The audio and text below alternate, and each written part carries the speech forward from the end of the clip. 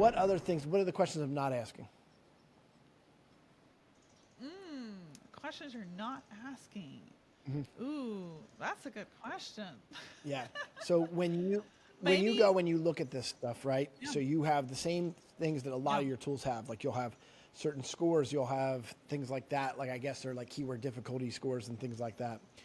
Because you're writing in long form content and because you're using a lot of special sauce, do you find that companies can go after keywords that are a little bit out of the range if they had to do it manually? Does that make sense? Like when I go and I'm in SEM rush, I will look at certain words Yeah. and I'll get nervous at the difficulty score because I'm like, you know, do I have enough elbow grease to push that through?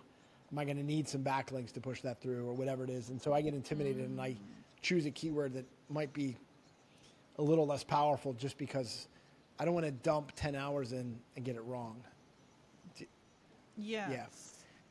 Well, so that's a great question. So I think, like, first of all, our entire thinking there is going to change because of the influence of what AI can do. So, like, I'll give you an example. We have a user, his name is Troy. He just bought this domain, copywriting.org, great domain, but like no content. So the domain authority it was 0, even though the domain was amazing.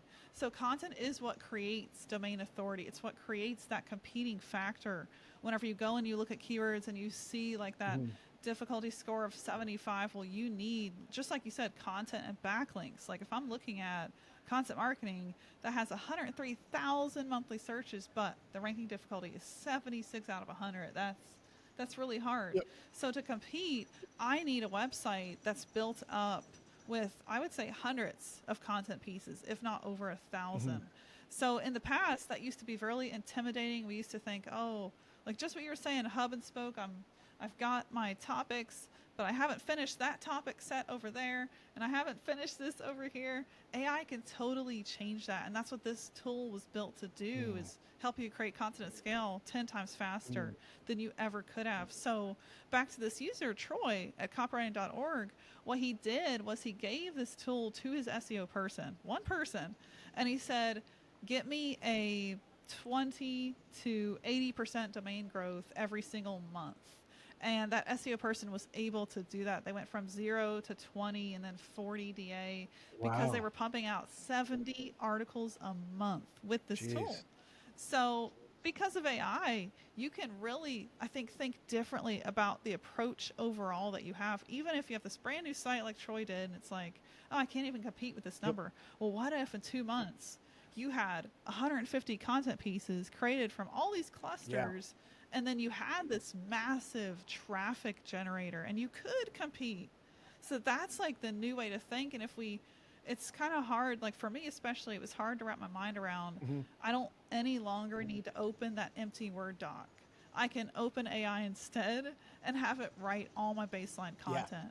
So when we just change like how we think, and we're talking a fundamental shift. Like this is as big as when the internet came around. This is as big as when tractors replaced tilling by hand. So it's going to require a different way of thinking. But whenever we realize this, that's just huge opportunity. And I am such a big proponent of helping people understand this. One thing we're doing is we're launching a course called the AIO Blogger that will teach people how to actually do this. Because what we see with a lot of newcomers, they're like, well, why should I focus on my website? What benefit do I get? And how do I even approach a website? So before they're looking at clusters, they're confused by the idea of a website. So that's what AIO Blogger and really all the things we do at Content at Scale when we teach is built to help you with, is to understand how to get to this point of, okay, content can now be completely done by AI, and I only am needed in 10% of it. And I can remove myself that much. And like you start to see opportunities differently when you know that that's available to you. Yeah, we're in the same camp.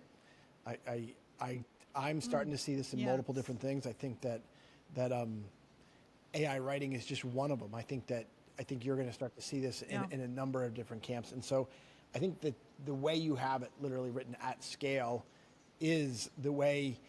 It's one of these things that I think that you're able to do things at scale, but I think before you used to say, well, if you do something at scale, then you're going to have to basically, you're going to have to take a hit on quality.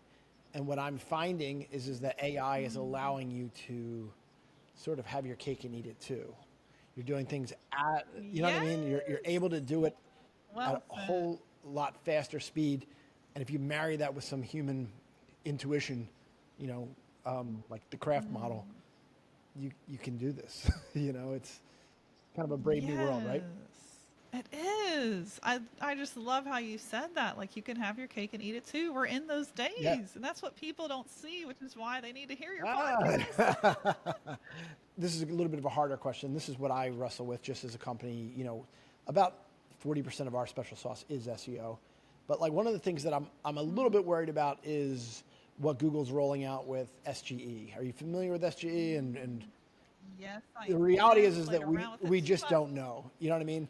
And so let me fast forward and kind of show our listeners what I'm talking about with SGE, and then we can talk about it. You know, we can talk about it together. Just give me 1 second here. I just want to make sure I'm getting to the right side. Love it. When we're talking about SGE, I'm mostly talking about Google here. I'm going to share my screen.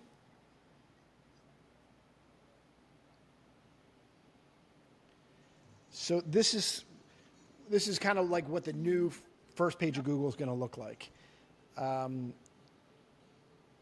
Oops, I've got some audio issues here. Give me 1 second here. I will clear this out in post-production. So what time? 31 minutes. Okay. Just give me 2 seconds here. Sure. That's been the thing with Prezi Video. It's buggy. Like it'll play a video on page 9, and then I got to go find it.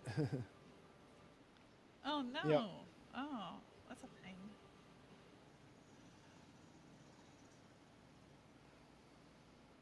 This is a great topic though, SGE. Yeah. Let's see here.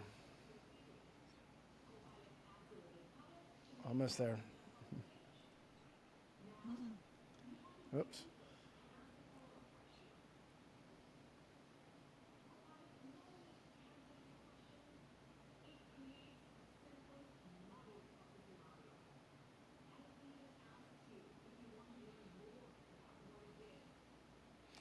Okay, so we will get back to the movie in 10.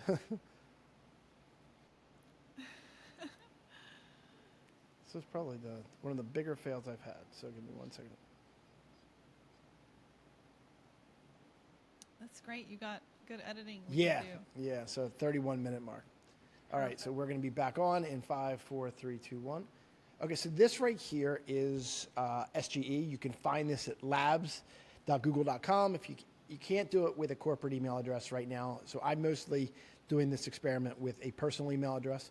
But as you can see here on this screen, we're looking at what locations in the Poconos, I'm in Philadelphia, and Poconos are the mountains near Philadelphia, what location in the Poconos would be good for a company retreat. And what you're seeing here on this very top half part of the page are the new search engine results. And what you're going to find with this is that this section here, ask a follow-up question, is almost like adding a chat GPT built into the search engine results. So you can literally have a conversation with the search engine results.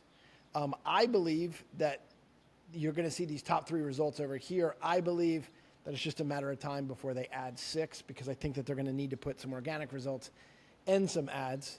But one of the challenges that we have as marketing companies is that we have the people also ask section, and then we don't have organic all the way till down here.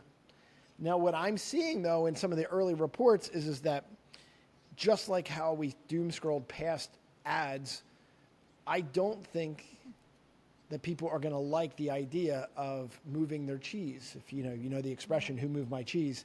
I think that AI will bring a lot of value, but I do think that there's going to be a lot of individuals who are literally going to scroll back and go down to the 10 links that they know, like, and trust. What's your thoughts? Yes, I mean that was really insightful. I think you're echoing, a lot of what experts have been saying. Mike King, iPullRank, Alita Solis. It's the same consensus. Like we're not there yet to say this will dramatically shift traffic and opportunity so much that we should just run to ads or some Yep. other traffic source. No, like we're not at that big of a Yep. shift where we could lose our traffic. But we do, I think we're going to face impact. So that impact could be a potentially better placement if we are up in the top right carousel of SGE because we get a favicon, we get imagery associated with our brand, we get a picture. Like the placement kind of reminds me of, I don't know if you remember Google authorship back in the day, like 2013. And that placement that gave me this picture of my brand actually got us more clicks, more calls booked, just because it had that image element. So it's almost like we're going back to that opportunity of a visual in search, which is really, really cool if, again, we can get that placement. And that placement, whenever I've dug into, okay, how are people earning this placement up here in the SGE, the carousel up there? So it really comes down to that extra E and eat for experience. Are we demonstrating specific experience in our content specific to our niche? It's not just like any experience. It has to be like if Chris is an expert on AI, he's talking about AI on his website by far. That's the topic clusters. That's the topic authority. And then that is what pushes you into that SGE, those results. So really, has anything changed?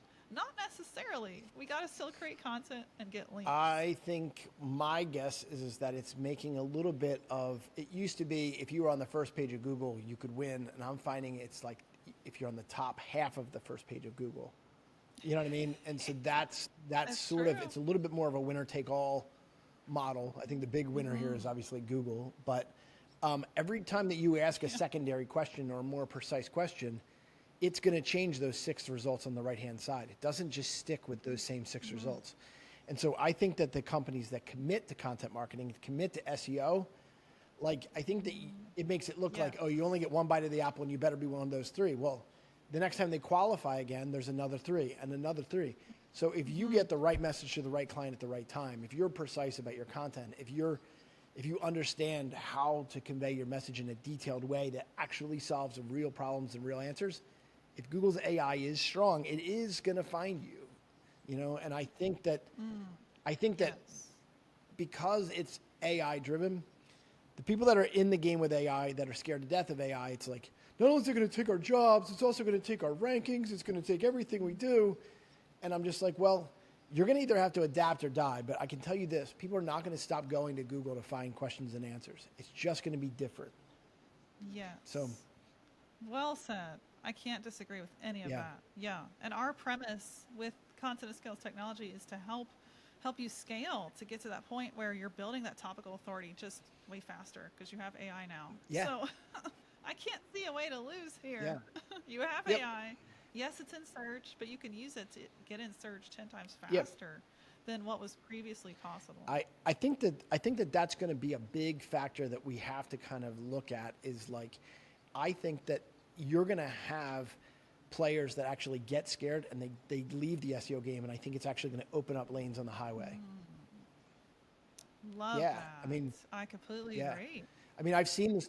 I've seen this before. You know, I just from a web development perspective, I'm seeing a lot of people, you know, really scared about what's the future of web when you're starting to be able to get some generative things from a web development standpoint that you can build a website very quickly now, and it's you know, like it was funny because I used to think, well, my competition isn't Wix, but what you're seeing from Wix and some of these other players is that they're creating a pretty quick website. And I'm not saying it's perfect. I'm not saying it's enterprise quality, but it's early days. And so whatever they're doing today is going to be thrown at you tomorrow. It's not like WordPress is going to be like, well, we had a good run at it. So, you know what I mean? Like every technology platform will adapt. Yes, yes. I was at a panel here in Austin listening to pretty big companies. Their representatives were sitting on this panel, and one was Shopify. And their content lead was talking about how Shopify, which is a huge player dominating so many keywords, is actually moving away from SEO because of their fear of SGE. So what you just said earlier, if Shopify is going to put their money into TikTok advertising, which was a hint, a big hint, then oh my gosh, they're just opened up a huge lane Yeah. for you to win in Yep. SEO. Now it's funny because I just watched the HubSpot keynote and I can't think of her name. She's the new CEO of HubSpot. All right. And she said yeah. this thing that people no longer want to be search. They want to be, there's something that sounds cute like search basically. And I was just like, no, that makes it sound like the only way to get your products and services found is through interruption marketing. And that's never been true. That's never been true. I get it that it's going to be harder for you, HubSpot, to make search work. All right. Because your platform was based upon literally writing content that was just long tail keyword only. You know what I mean? I think HubSpot made it sound like everybody was an SEO. Just pump out 600 word content pieces. There's no science behind it. You know what I mean? Well, like I do not believe in what I just remember just being like, I know that you are sitting on a throne, but like, I don't believe what you're saying right now. Like, it's not true. It's just not true. Yeah. It's like people are going to try to search out the answers to the frequently asked questions. That's going to happen.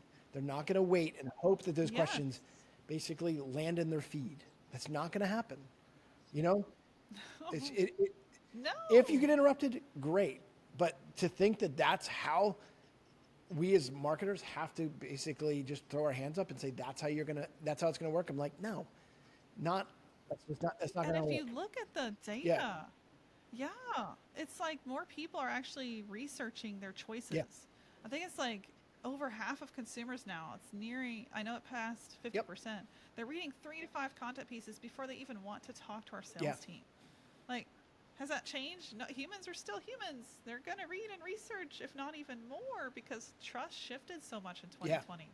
So if we know that, then I think it's even harder. It's easy, like you said, for HubSpot to say, great point. But like for us as practical marketers here, what's possible? Is it going to be interruptive marketing with a HubSpot budget, or is it going to be content marketing? We have to ask ourselves.